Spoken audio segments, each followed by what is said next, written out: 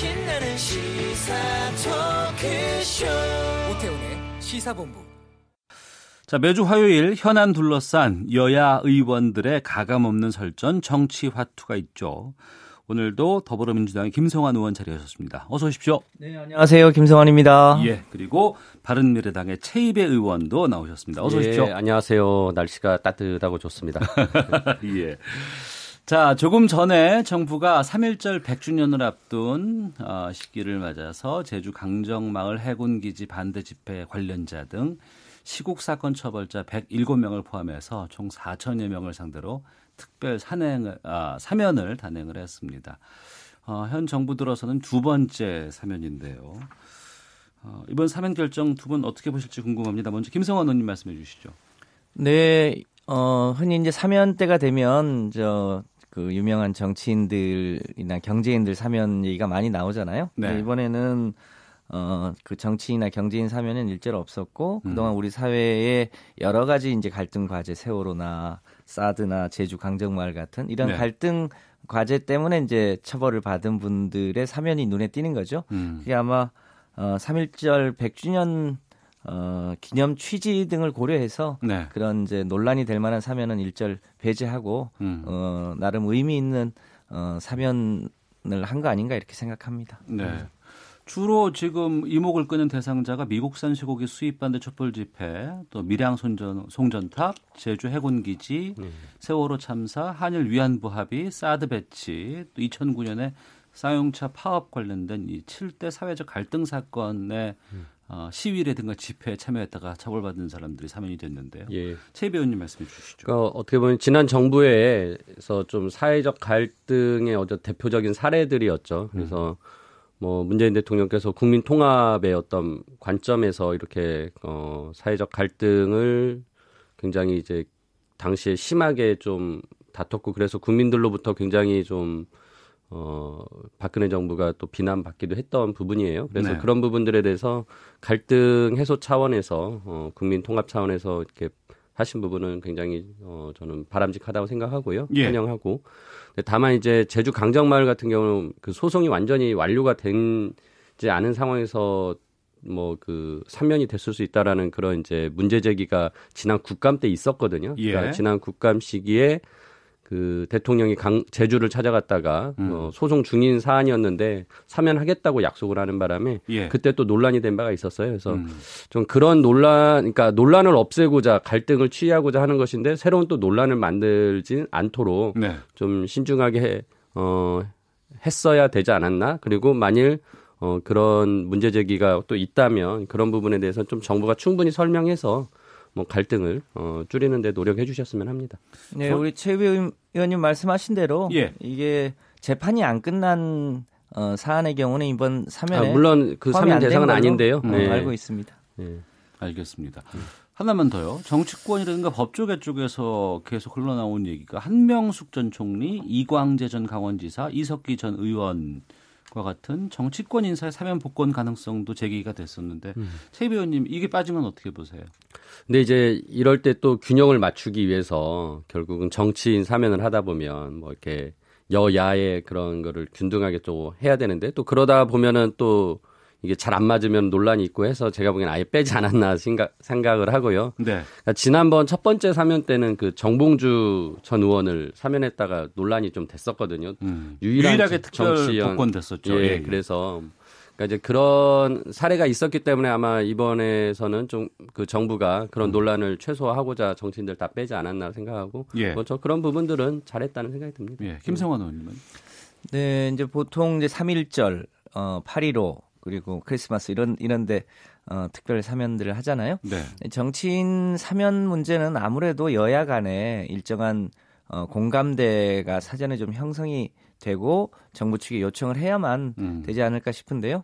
이제 다음번 사면이 대략 8.15 때 될 가능성이 높잖아요. 네. 그 전까지 그동안 이제 정치적으로 처벌받은 분들은 어떻게 하는 게 좋은지 여야 간에 좀 공론을 모을 필요가 있다고 생각합니다. 저희가 한 뉴스 소다라는 코너에서 사면을 다뤄본 적이 있었는데 우리나라가 유독 좀 사면이 너무 많다. 예. 뭐 다른 독일 같은 경우에는 뭐 1945년 이후로 딱 4번밖에 없었다고 하는데 지금 그런 얘기들도 나오고 있거든요. 근데 8.15 때도 또 사면이 있을 것이고 정치인도 포함될 수 있다. 이렇게 보시는 건가요, 김성환 의원? 그러니까 사전에 충분한 논의를 거쳐서 공감대 형성이 전제되어야 하겠죠. 예. 알겠습니다. 자, 더불어민주당의 김성환 의원, 바른미래당의 최이배 의원 두 분과 함께 정치화투 본격적인 말씀 좀 나눠보도록 하겠습니다. 박원순 서울시장과 그 시도지사 15명 국회에서 5.18 망언을 규탄하는 공동 입장문을 발표를 했습니다. 어떤 내용인지 김성환 의원께서 좀 알려주시죠. 예, 우리나라 이제 광역 시도지사가 17분이잖아요. 예. 이번에 대구시장하고 경북지사 두 분만 빠고 다른 15분의 시도지사가 이제 공이 5.18 민주화운동에 대한 폄훼나 왜곡은 대한민국 헌법과 민주주의를 부정한 거다. 네. 그래서 이런 것에 대해서는 특별법을 제정해서라도 처벌을 하는 게 좋겠다는 그런 요지의 성명을 낸 거잖아요. 네. 저는 이 자유한국당 소속 두 분이 빠진 것이 참 안타깝다 이렇게 생각을 합니다. 왜냐하면 같은 당에서도 사실은 이 부분에 대해서 사과 반성이 있었잖아요. 예. 그런데 여전히 실제 속내는 아직까지 소위 진실한 사과를 못했기 때문에 이 두 지사가 빠진 거 아니냐 이런 생각을 하지 않을 수 없게 되는데 그런 면에서 좀 17개 시도지사가 다 성명에 참여했었으면 좋지 않았을까 이렇게 생각을 하고 약간의 안타까운 마음이 있습니다. 그러니까 빠진 그 지사가 권영진 대구시장하고 이철우 경북도지사 두 분이 빠지셨네요. 이번 입장문 발표 최이배 의원께서는 어떻게 보셨어요?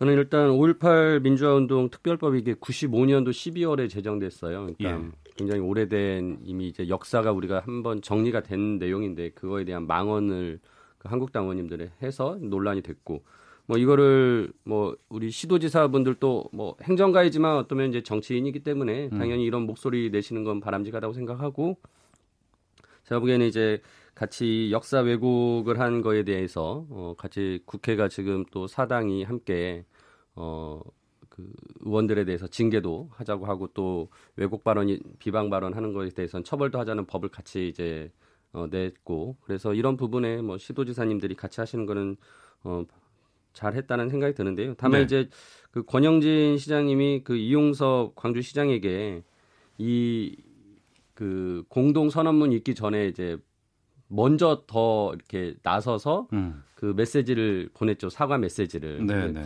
저는 그때 그거 보면서 굉장히 좋다라고 생각을 했습니다. 신선했죠. 예, 네. 대구시장께서 광주시장에게 그렇게 이제 사과 메시지를 보내고 두 도시의 어떤 화합이나 이런 거에 대해서 강조하신 모습 되게 좋았고. 그래서 그 제가 기사를 좀 찾아봤더니 뭐 그 공동 입장문 논의 과정에서 좀 오해가 있어서 이제 본인이 못 들어갔다 뭐 그렇게 이제 밝히셨더라고요. 권영진 시장께서. 오해가 있어서. 네, 그러니까 뭐 이렇게 그 서명 작업 하냐 마느냐 뭐 이런 얘기가 오가는 중에 안 하는 줄 알고 자기는 못했다 뭐 이렇게 이제 말씀하신 것도 있던데 그래서 저는 뭐 형식은 중요하지 않고 그러니까 물론 뭐 공동선언문에 이제 빠졌기 때문에 뭐 입장이 달리한 거냐 그건 아니기 때문에 형식은 중요하지 않고 충분히 본인의 입장을 밝히셨고 공개가 됐고 본인이 최근에 인터뷰에서도 뭐 이렇게 역사 왜곡이나 이런 거 침해에 대해서는 규탄한다, 분노한다라고 말씀하셨기 때문에 뭐 그런 충분한 뜻은 전달이 됐다고 생각합니다. 네. 예. 지금 자유한국당 우경화 상황에 대해서 권영진 시장 같은 경우에는 뭐 비판적인 뭐 글도 좀 SNS에 좀 올리고 그러시지 않았나요? 네, 그렇죠. 그러니까 실제로 속내는 아마 참여하고 싶었을지도 모릅니다. 그런데 당내 사정상 참석을 못한 건 아닌가 이런 생각입니다. 네. 민주당 얘기를 좀 해보겠습니다. 최근에 민주당의 20대 지지율이 상당히 좀 이렇게 낮아지고 있다고 하는데 이 이유가 전 정부에서 교육을 제대로 못 받은 탓이다. 이렇게 서른 최고의원이 얘기를 했고 구조적인 문제를 지적한 것이라면 사과를 했는데 또 이번엔 홍익표 수석 부대변인이 20대 보수화의 원인을 전 정부의 반공 교육 탓이다. 이렇게 했다는 사실이 또 알려지면서 논란이 되고 있습니다. 김성환 의원님이 좀 이거 어떻게 된 건지 정리를 좀 해주세요. 네, 그 서른 최고위원하고 홍익표 수석 대변인이 20대 남성 지지율과 관련한 얘기를 했는데 전체 맥락을 보면 이해되는 측면이 많이 있습니다. 다만 이제 그 앞뒤를 이제 딱 잘라서 표현을 하다 보니까 약간의 오해도 있고 또 약간 그 오해가 생길 수 있는 부분에 대해서는 서른 최고위원의 경우 이제 사과를 했는데요. 네. 저희도 이것 때문에 여러 가지 고민이 많습니다. 최근에 대통령 직속 정책기획위원회 여론조사를 보면요. 예. 그 20대 남성들이 그러니까 현재의 여러 가지 정책들이 남성들에게 더 불평등하다고 느끼는 남성들이 거의 과반수예요. 네. 여성보다 훨씬.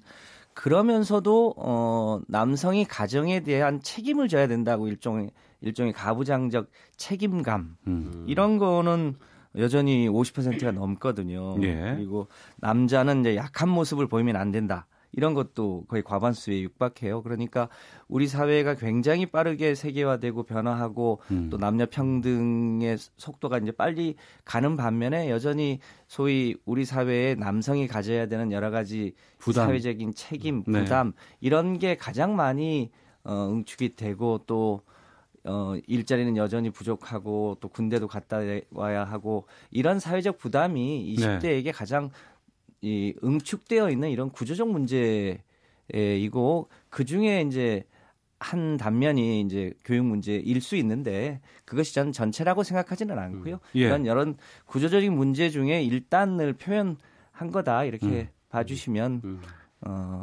훨씬 더 현재 상황을 좀 더 정확하게 볼 수 있는 거 아닌가 이렇게 생각합니다. 바른미래당에서는 상당히 강하게 지금 반발하고 계시는 것으로 알고 있습니다. 그러니까 저희 당이 이제 좀 청년들을 대변하기 위해서 좀 네. 나름 청년들에 대해서 많이 분석하고 또 접촉하면서 이제 그 목소리를 담고 있는데요. 그러다 보니까 지금 김성환 의원님 말씀하신 대로 그 서른 의원님과 그 홍익표 의원님이 20대 정서를 좀 잘 몰랐던 거 아닌가. 지금 아까 전에 그 분석한 내용들을 이렇게 심정적으로 또 충분히 공감하고 있었으면 그런 발언이 쉽게 나오지 않았을 텐데 그래서 네. 그런 정서를 잘 몰라서 실언하신 거 아닌가. 그러니까 또 이제 홍영표 원내대표가 이제 사과도 하셨고 그렇습니다. 근데 아시다시피 지난 촛불 집회 때 10대, 20대 우리 청소년들이 굉장히 적극적으로 동참했고 그럼요. 우리나라 민주주의 역사를 봐도 이 청년들의 저항 세대거든요, 다. 그래서 이 불이나 불공정을 보면은 항상 거기에 항거하는 그런 모습을 가져왔고. 그러니까 지금 저는 청년들이 그런 불만을 가지는 것은 지금 정부나 여당에 대한 일정 정도 불만이 쌓이고 있다라는 겁니다. 그래서 그 정서적인 것뿐만 아니라 이제 정부 여당에 그 지지를 했는데 점점 실망하는 모습이 예를 들어서 뭐 청년 실업률도 계속 높아지고 있고 뭐 최근에는 이제 검열로 인식되는 HTTPS 문제 그다음에 여가부에서 아이돌 이제 외모 뭐 가이드라인 준 거 뭐 이런 것들 이제 내용이 있고 그다음에 공공기관의 이제 채용 비리 문제 이런 것들이 이제 청년들에게 계속 실망을 주고 있어서 거기에 대해서 지지를 철회하는 과정인 거거든요. 그래서 그런 부분들을 좀 더 민주당에서도 인식하시고 제가 보기에는 청년들의 어떤 지지를 다시 회복하시기 위해서 제가 보기에는 첫 번째로는 공공기관 채용 비리 그 국정조사를 교섭단체 3당이 합의를 했는데 여전히 민주당이 소극적이세요. 그래가지고 안 되고 있어요. 이것부터 한번 해주시면 제가 보기에는 청년들이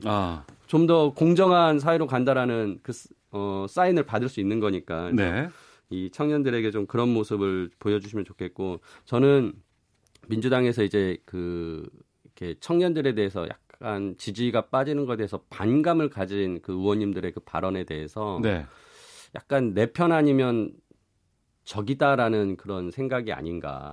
그러니까 나를 지지했을 때는 다 내 편이었는데 어느 순간 나를 지지하지 않으면 그건 적이다라고 하는 이분법적 사고방식 때문에 그런 실언이 나온 거 아닌가. 그래서 그런 부분도 좀 포용력 있게 이제 민주당이 정부 여당이 좀 받아주셨으면 하는 생각입니다. 네. 그건 약간 이제 그러니까 지금 그 바른미래당에서 말씀하신 심각성에 대해서 홍영표 원내대표가 사과를 했잖아요. 근데 그 사과에 대해서 또 같은 자당의 홍익표 의원은 나는 거기에 동의가 안 된다, 수긍할 수 없다 이렇게까지 얘기를 하셨는데 어떻게 된 겁니까? 네, 아니 홍익표 의원의 발언의 내용을 보면요, 홍익표 의원이 그렇게 반발할 만합니다. 왜냐하면 그 전체 내용의 맥락을 쭉 보면 실제로 20대가 소위 이제 북한을 바라보는 의식 이런 게 약간 보수적인 게 맞거든요. 근데 그게 문재인 정부 들어서 그게 많이 희석이 됐어요. 많이 완화가 된 거죠. 이제 최근에 남북미 간에 이제 변화가 생기면서 그런 얘기를 한 건데 그거를 이제 거두절미하고 싸잡아서 이제 서른 최고위원 20대 발언에 붙여가지고 얘기를 하다 보니까 생긴 문제예요. 네. 전체 맥락을 보면 충분히 이해하실 수 있는 부분이라고 생각을 합니다. 그래서 그거는 별건인데 네. 저희가 20대에 대해서 이제 내 편 아니면 남의 편 이렇게 본 적은 없고요. 20대 남성들이 특이하게 20대 여성들에 비해서 소위 문재인 정부에 대한 지지율이 낮은 것을 어떻게 볼 거냐. 네, 네. 에 대해서 이분들이 대체로 지금은 무슨 그 문재인 정부나 민주당을 지지하지 않고 타 정당을 또 강하게 지지하거나 이런 게 아니라 일종의 약간의 실망과 탈정치화 현상들이 좀 있는 거거든요. 예.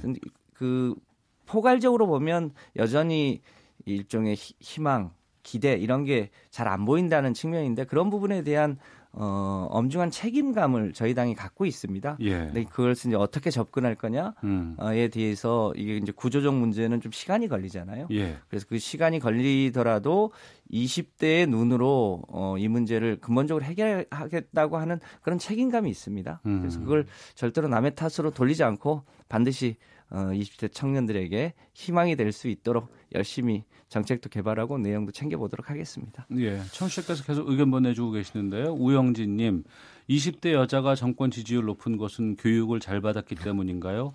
좀 오만한 게 느껴집니다. 박상우님, 전 정권 때 교육받고도 촛불 다 들었습니다. 이해할 수 없는 행보입니다. 라고 좀 부정적인 견해가 좀 많이 올라오고 있습니다. 이 틈을 타서 바른미래당은 청년정당을 지금 표방하고 여러 가지 활동들을 하고 계시는 것 같더라고요. 예, 맞습니다. 근데 저희가 뭐 이번 기회가 아니라 그 네. 전부터 계속 그 얘기를 했었고요. 근데 이제 저희가 그런 행보를 보이니까 20대 청년들의 지지율이 올라가고 있는 상황입니다. 그래서 저희가 이제 더욱더 여기에 의미를 두고 좀 박차를 가하고 있는 상황에서 네. 민주당에서 자꾸 이런 이제 실언들이 나오는 바람에 저희 당 목소리가 좀 더 커진 것이라고 보여집니다. 알겠습니다. 네. 자, 더불어민주당의 김성환 의원, 바른미래당의 최이배 의원과 함께 정치화투 다음 주제로 좀 넘어가 보겠습니다.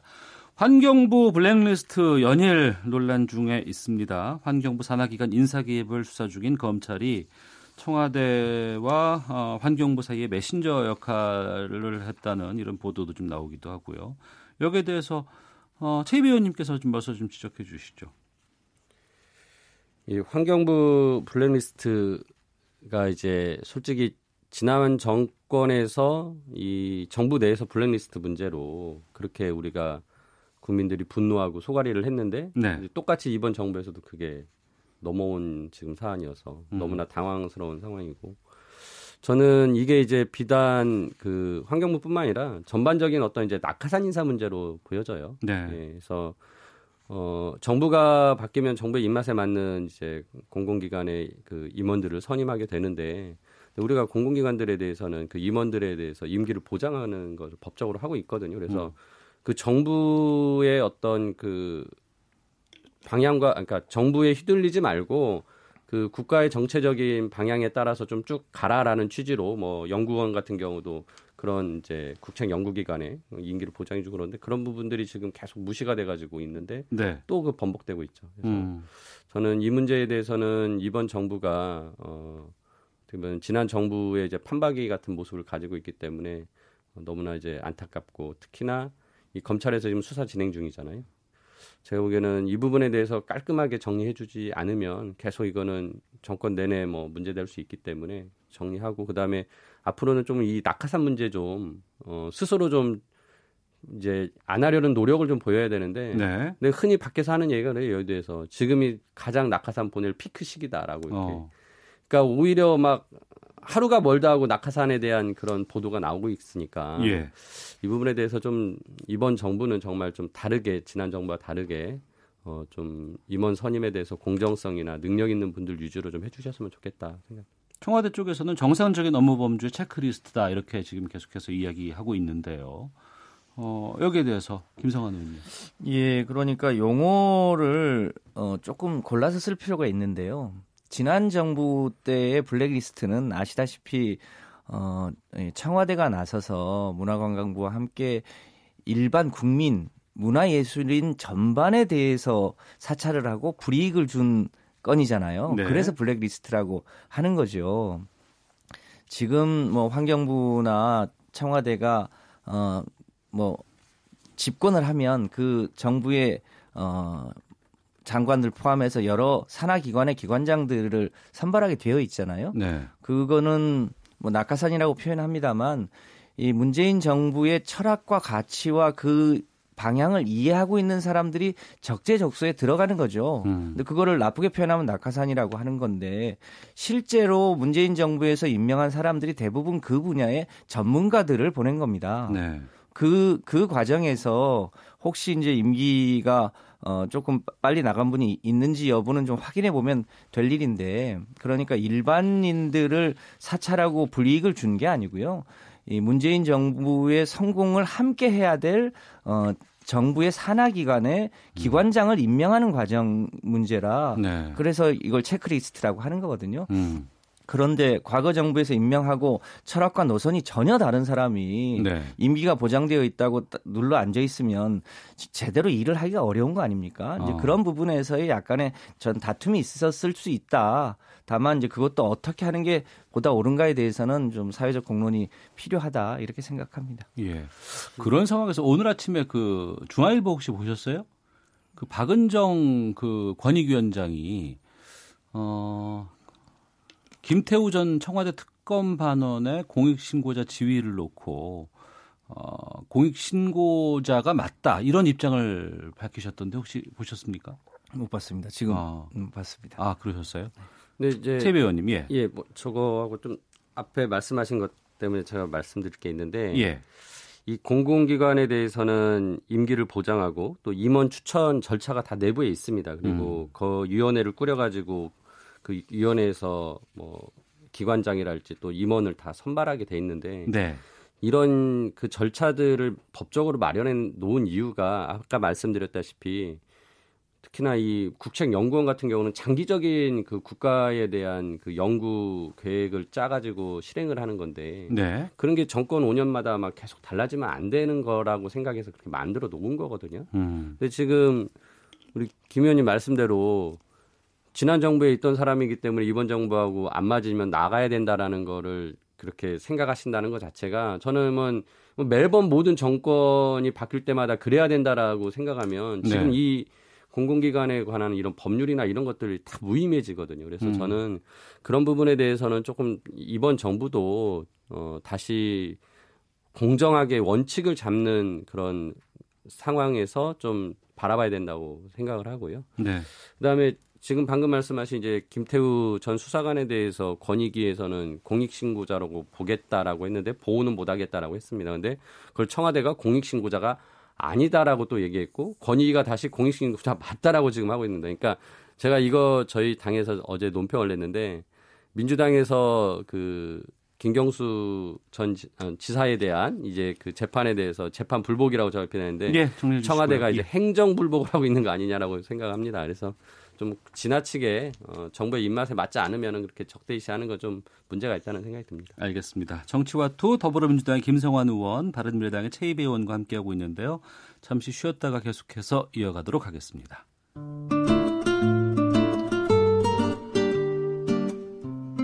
더불어민주당의 김성환 의원, 바른미래당의 최이배 의원과 함께 정치화투 계속 이어가도록 하겠습니다.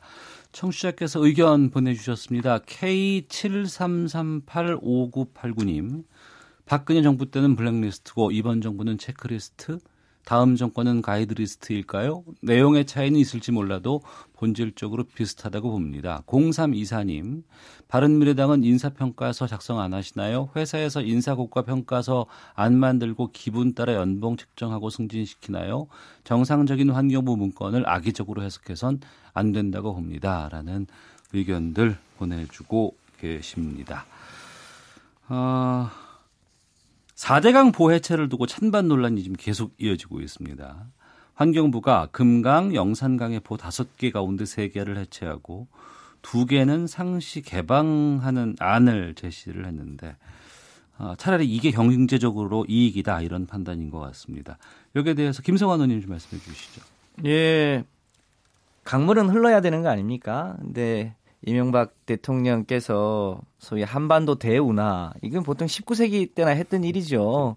한반도 대운하를 파서 소위 배로 화물 등을 운송하겠다고 하는 계획을 세웠다가 비판이 커지니까 4대강으로 바꿨는데 결과적으로 강물이 막히고 우리 국민들이 녹조라떼를 먹어야 되는 상황이 계속됐던 거잖아요. 네. 그 부분을 이제 보호만 열어서 물을 흘리게 할 거냐 아닌가 이런 걸 이제 전문가 평가를 이번에 한 건데 일부는 유지하는 게 좋겠다고 하는 거고 일부는 아예 철거를 하는 게 더 경제적으로 이익이다 이렇게 본 거잖아요. 네. 그 조금 더 이제 그 농업 용수 문제가 있을 수 있기 때문에 조금 더 검토를 해야 되겠습니다만 이번에 결정은 일종의 물이 흘러야 된다고 하는 이 일반적인 이 평범한 진리를 회복하는 계기가 아닌가 싶습니다. 네, 최희배 의원님. 저희 당도 뭐 이 하천에 대한 자연성 복원에 대해서는 뭐 같이 뜻을 하고 있습니다. 그래서 지난 대선 때 뭐 안철수, 유승민 그 두 후보 모두 그 부분에 대해서는 이 보호 해체나 아무튼 이 자연성 그 복원에 대해서 동의를 했었고요. 지자체나 그 주변에 농사를 짓는 분들 아까 그 농업용수 말씀하셨으니까 그런 분들의 좀 의견이 잘 수렴이 됐어야 되는 것이고 그다음에 이게 지금 최종 결정이 아니라 결국은 물관리위원회에 넘어가서 다시 의결을 할 거거든요. 올해 7월에. 그때까지 추가적으로 논의가 될 것들이 있으면 더 논의해서 바람직한 방향을 잡아갔으면 좋겠습니다. 네. 강은 뭔 죄가 있을까요? 애초부터 그냥 흘러갔던 되는 건데. 강인데 그렇죠. 거기에 돈을 엄청난 예산이 들어서 무언가를 또 막아야 되고 또 이걸 또 해체해야 된다고 하고 또 예산 들어가야 된다고 참 답답합니다. 네. 자, 하루 앞으로 다가온 자유한국당 전당대회 이야기 해보겠습니다. 황교안 후보의 압도적 2위 달리고 있다는 것들은 지금 여기저기서 좀 예측이 되고 있는 상황이고 이런 가운데 황교안 후보가 TV토론회에서 태블릿 PC 조작 가능성을 인정하는 것을 두고 파문이 커지고 있습니다. 최 의원님께서 먼저 좀 여기에 대해서 어떻게 보고 계시는지 자유한국당 전당대회. 제가 그 황교안 전 총리가 한국당에 입당한다고 발표를 했을 때 제가 정말 후한무치하다라고 입장을 밝혔습니다. 그러니까 네. 이게 국정농단의 책임자였거든요. 그러니까 박근혜 정부 때 법무부 장관하고 국무총리를 했고 탄핵 기간에는 그렇죠. 또 대통령 권한대행까지 할 정도로.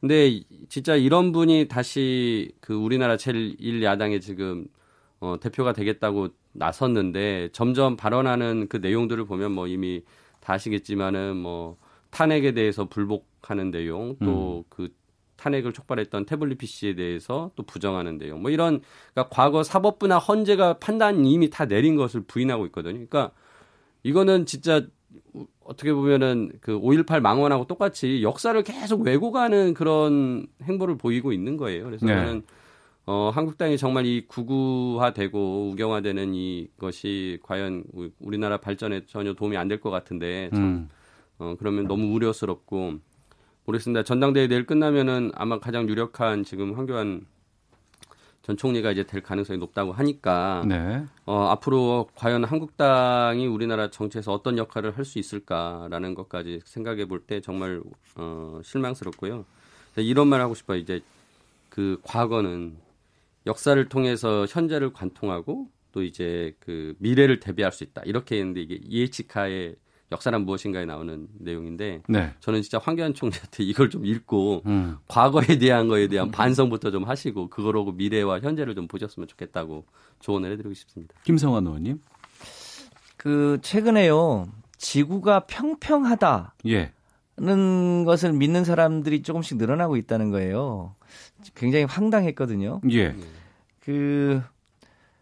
그러니까 이게 비슷한 예인데 그 박근혜 정부는 잘못한 게 없다. 그런데 탄핵당했다. 근데 그거를 이제 확증하려다 보니까 태블릿 PC는 조작된 거다. 이렇게 지금 논리가 전개가 되는 거잖아요. 그것을 믿고 있는 자유한국당 분들이 많이 있으신 거고.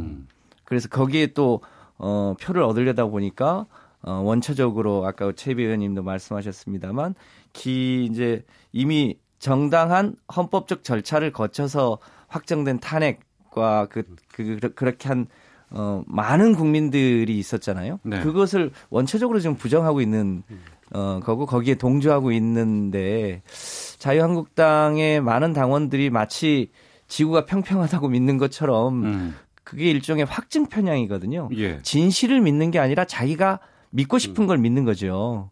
그런 얘기를 지금 하고 있는 거여서 심각하게 자유한국당이 이 소위 우경화 되고 있는 것에 대해서 많은 국민들이 우려하고 있고 결과적으로 우리 대한민국의 이 소위 민주주의 발전을 역행하는 건 아닌가에 대한 걱정이 많습니다. 자유한국당이 제1야당입니다. 예. 비대위 체제로 계속해서 이어져 오다가 내일이면 이제 새로운 당대표를 맡게 되는데 지금 국회가 지금 섰잖아요. 2월 예. 국회 지금 거의 뭐 물 건너간 상황이고 3월 국회 어떻게 될지 저희들도 좀 장담하기 힘든 상황인 것 같습니다. 두 분이 보시길 때 이 국회 어떻게 가야 되는 게 맞는 것이고 어떤 방향으로 갈 것으로 전망하시는지 끝으로 좀 말씀 좀 부탁드리겠습니다. 최 의원님.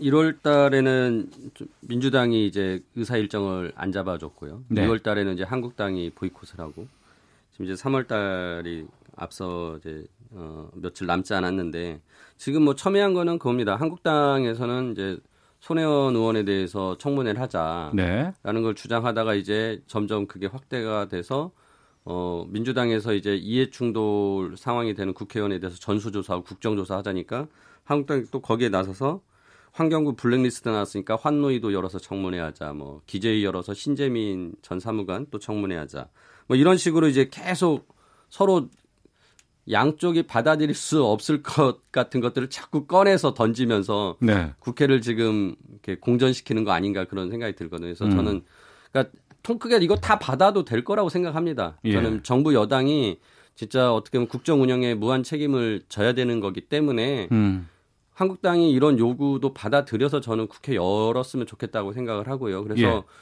국회에서 이런 거 논의해가지고 또 충분히 설명할 수 있는 거 설명하고 국민들 설득하면 되잖아요. 그래서 아무튼 그런 입장으로 바른미래당이 계속 중재를 나서고 있는데 아무튼 너무 완고해서 양쪽 입장이 지금 의사일정이 협상이 안 되고 있다. 그래서 좀 안타깝습니다. 국회 정상화의 무한 책임은 여당이 있다고 하시는데요.